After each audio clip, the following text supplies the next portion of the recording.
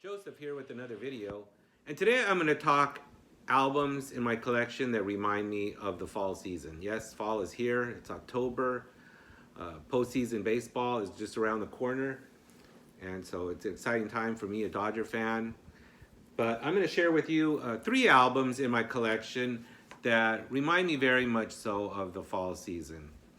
And first of all, the first one is one that probably most people have heard of. It's Van Morrison, Tupelo Honey. Perhaps this is one of Van's most famous albums, probably right under Caravan and Astral Weeks. But this one has always been a favorite of mine. Even from the get-go, you see Van and his wife at the time. She's riding on a horse. It looks like possibly it's a time of fall.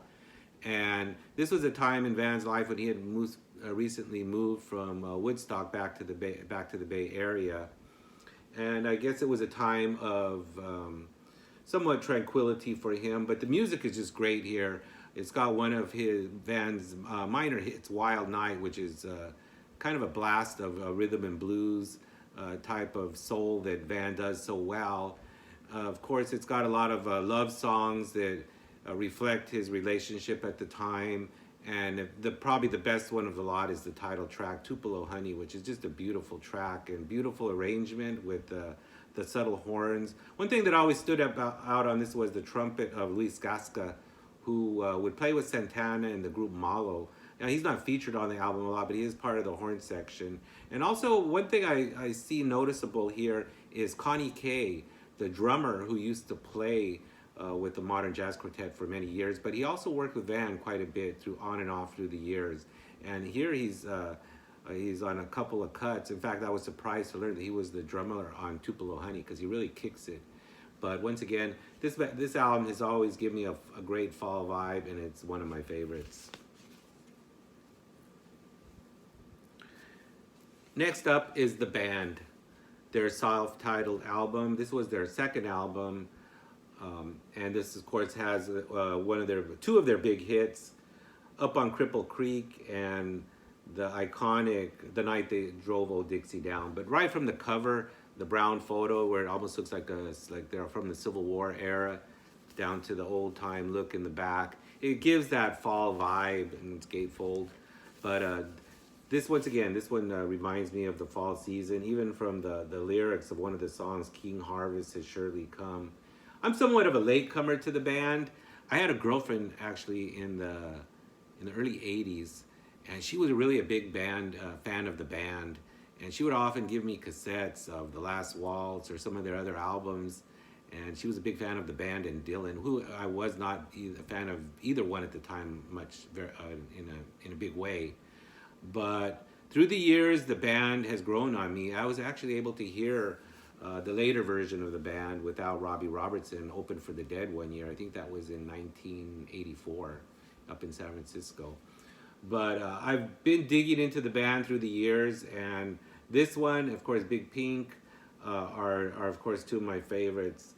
And the lyrics and all the layers of music, it never ceases to amaze me, and the beautiful vocals, especially the very soulful vocals of the late Richard Manuel. He was really an astounding vocalist with so much soul, and unfortunately he died in a tragic way.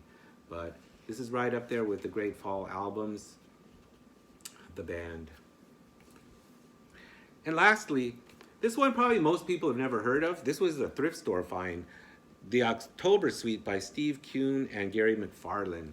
And this is called, of course, the October Suite.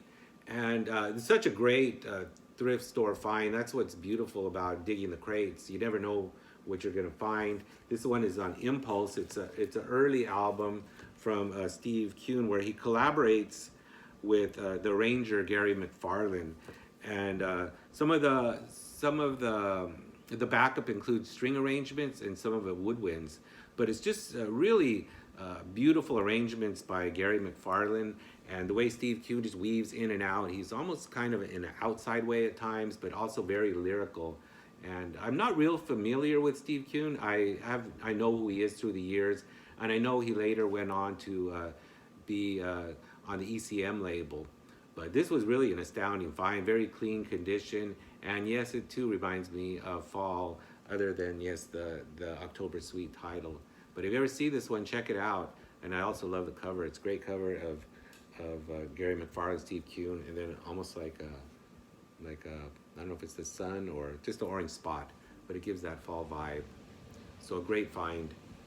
So those are 3 albums that give me that fall vibe. Maybe you could put down in the comments 3 of your or a couple of your favorite fall albums, and hope you like and subscribe.